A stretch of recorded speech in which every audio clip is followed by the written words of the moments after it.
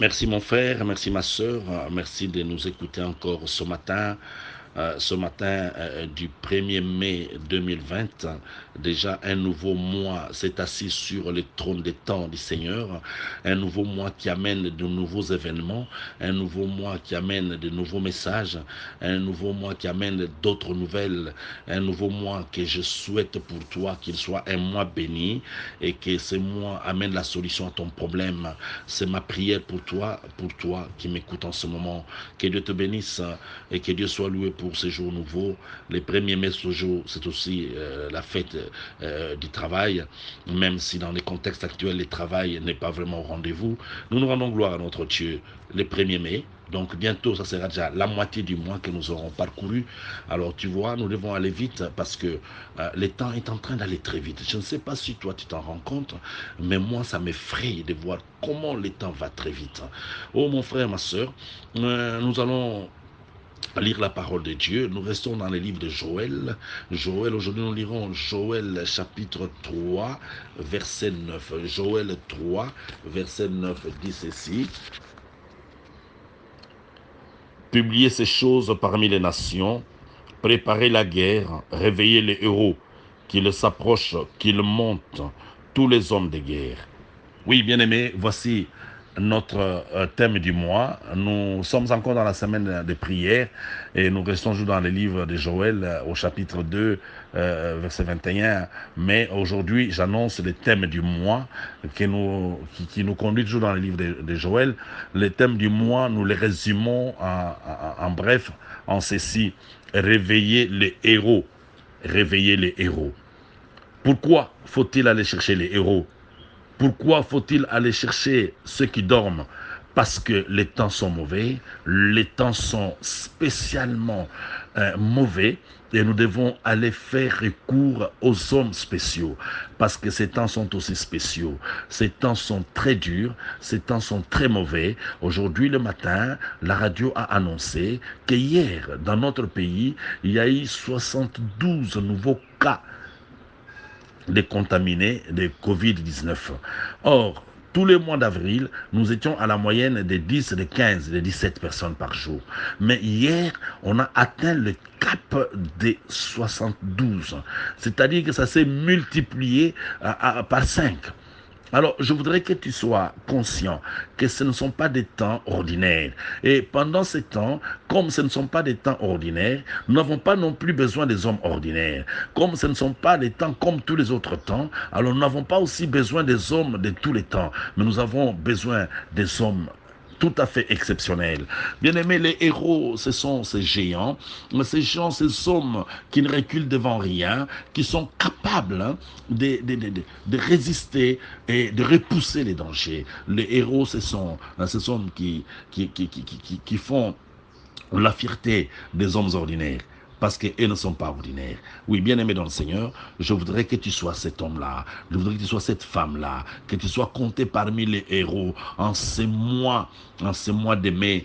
Le monde, les pays, ta province, ta famille n'a pas besoin des hommes qui dorment, n'a pas besoin des hommes ordinaires. Aujourd'hui, ta famille a besoin d'un homme, d'une femme extraordinaire, un héros, une héroïne qui sait se tenir debout pour repousser les attaques de l'ennemi, réveiller les héros. Bien-aimé dans le Seigneur, je sais qu'en toi, tu te poses la question, mais c'est quoi? Comment est-ce que je peux devenir un héros? Bien-aimé dans le Seigneur, ne crois pas que le héros, c'est comme Goliath qui mesurait plus de 2 mètres. Non, mais les héros, c'est celui qui fait d'abord œuvre utile pour sa communauté. Par quoi? Par la foi. C'est le premier héros que tu dois d'abord réveiller, la foi. Tu dois maintenant devenir un homme, une femme de foi. Oui, bien-aimé dans le Seigneur, sans la foi, nous ne tiendrons pas. Sans la foi, nous serons emportés par l'ennemi. La foi et le deuxième héros que tu dois réveiller en toi, c'est le courage. Et quand ces deux sont ensemble, alors tu peux affronter n'importe quel ennemi. Bien-aimé, le courage, c'est ce sentiment qui t'envoûte. qui t'empêche de voir la taille de Goliath, mais qui te fait voir la grandeur de Dieu. La foi, donc, et le courage ensemble, c'est ce que David avait face à Goliath. Tout le monde voyait la grandeur, la taille de Goliath, mais David, lui, voyait la grandeur de Dieu. C'est ce qui a fait que pendant que tout le monde a reculé pendant 40 jours, 40 nuits, mais lui, en un seul jour, il a résolu les problèmes, parce qu'il avait et la foi et le courage. C'est pour cela que je veux que toi aussi tu réveilles ces héros en toi. Bien-aimé, la foi est alliée au courage, c'est cet acharnement que l'on acquiert, on a un acharnement en nous, c'est la foi qui nous acharne à ne pas considérer le nombre, la masse des gens qui nous entourent, mais de foncer droit devant nous, et même à travers les jambes, même à travers les obstacles, pour aller toucher seulement la robe du Seigneur. Oui, c'est ça, une résolution interne, quelque chose qui nous envoûte, c'est-à-dire que nous sommes envoûtés positivement par la foi pour que nous allions jusqu'au but, à toucher le Seigneur, à le réveiller, bien-aimé dans le Seigneur. Oui, c'est cette foi-là, c'est ce courage-là, ce sont ces héros-là dont le monde a besoin aujourd'hui. Nous avons besoin des hommes et des femmes qui avancent et qui se disent, ne craignez pas, le Seigneur est là, nous devons avancer. Comme Gédéon, il était tout petit.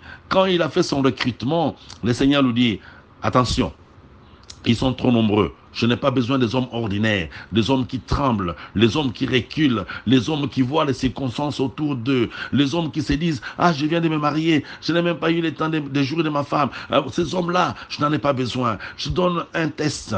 Tu vas choisir ceux qui vont boire de l'eau en s'agenouillant. Tu les mets de côté. Ce sont des paresseux. Ce sont tous ces gens qui se mettent pendant la journée, au lieu d'écouter même les audios que leur envoient les pasteurs. Ils n'en ont pas le temps, mais ils peuvent suivre des séries pendant des heures. Ils peuvent regarder, ils peuvent lire des choses inutiles. Oui, bien aimé dans le Seigneur, nous voyons de nos enfants, jusqu'à 1h, 2h du matin, ils sont toujours connectés. Mais ils n'ont même pas eu le temps de lire l'audio que le pasteur a envoyé. Ça, ce sont des hommes ordinaires, des hommes dont on n'a pas besoin en ces temps ici. Mais nous avons besoin des héros, des hommes qui se tiennent debout. Alors Dieu lui a dit, moi, les hommes que tu vas retenir, ce sont ceux qui vont lapider, ceux qui vont laper plutôt l'eau, comme lapent les chiens. Ils sont pressés, ils n'ont pas besoin de s'asseoir, ils n'ont pas besoin de dormir, ils n'ont pas besoin d'y loisir, ils n'ont pas besoin d'appeler pour rien, mais ils cherchent la face de Dieu. Bien-aimés, ce sont ces hommes-là, ce sont ces héros-là dont nous avons besoin en ces temps de la fin, bien-aimés dans le Seigneur. C'est ce courage-là, cette foi-là, qui avait animé, qui avait envoûté totalement Abraham.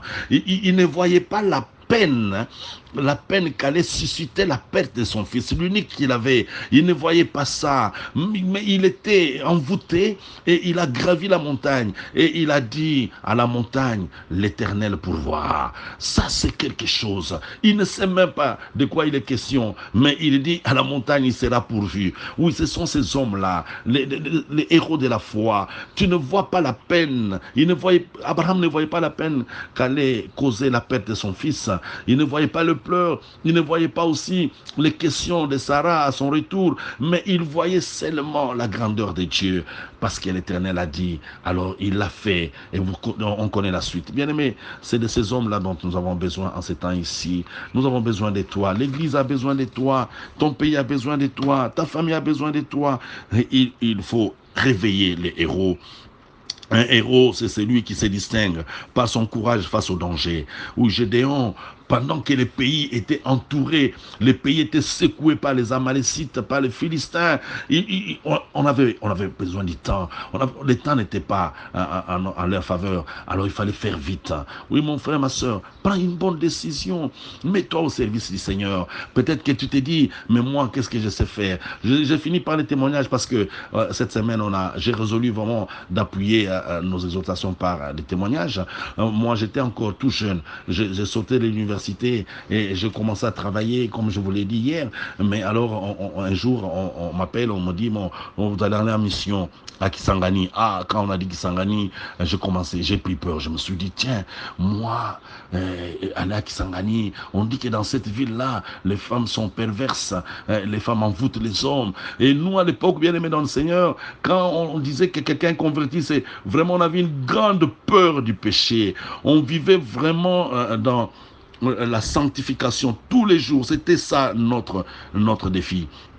Alors j'ai eu peur, j'ai dit au Seigneur, qu'est-ce que je veux faire? On dit que là-bas les femmes sont vraiment perverses.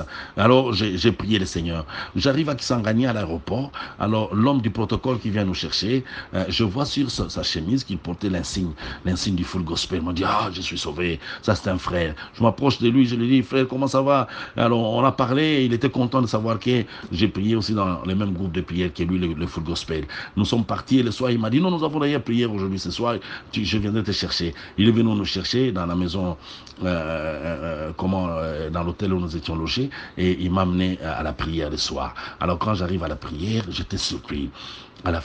Au moment de la parole, il nous dit, non, nous avons aujourd'hui la visite d'un merveilleux frère qui vient de Kinshasa, c'est lui qui va prêcher. Ah, moi, je me dis, je n'avais jamais prêché, je ne m'étais jamais tenu devant les gens. Et il y avait des papas, des gens âgés. Moi, je n'avais même pas encore 30 ans. Alors, devant tous ces gens-là. Alors, j'entends une voix, prends la Bible, j'ai pris la Bible. J'ai ouvert la Bible. Je suis tombé sur ce verset d'aujourd'hui. Joël 3, verset 9. J'ai lu les versets, je ne comprenais rien. Je commençais à parler, je ne sais pas ce que je disais. Alors à la fin, quand je finis d'exhorter, alors les bergers du groupe de prière a dit, mais c'est merveilleux. Voilà, qu'est-ce qu'il y avait avant? Ces gens avaient un conflit. Ils étaient sur le point de se séparer. Mais ce que j'ai dit, dont je ne me souviens même pas, et je ne sais même pas d'où c'était venu. Et c'était la solution. Dieu avait parlé à travers moi, alors que moi, je n'avais jamais prêché. Je n'avais jamais exhorté. Bien aimé, c'est pour cela que je te dis, tu as besoin de réveiller les héros, le courage et la foi. Dès que tu as ces deux ensemble, le Seigneur te guidera. J'avais ouvert la Bible au hasard, parce que la voix m'a dit, ouvre la Bible seulement. J'ai ouvert la Bible. Je suis tombé sur Joël 3.9. C'est ce verset d'aujourd'hui. Je souhaite pour toi que le Seigneur te rende capable aujourd'hui de faire des grandes choses, les choses que tu n'as jamais faites, les choses que tu as toujours redoutées, que tu sois capable de les faire aujourd'hui. Que mon Dieu t'accompagne pendant ces mois de mai, que mon Dieu te couvre de ses ailes et que toute ta famille passe ces mois de mai dans la joie, dans l'allégresse, comme Dieu l'a recommandé. Terre, soyez dans la joie, soyez dans l'allégresse, car Dieu fait des grandes choses. Que Dieu te bénisse, mon frère, ma soeur. Oui, que ce mois soit vraiment un mois particulier pour toi. Moi, ce jour-là, j'avais prêché. Tu peux aussi le faire. Tu peux faire plus que ça. Au nom de Jésus. Amen.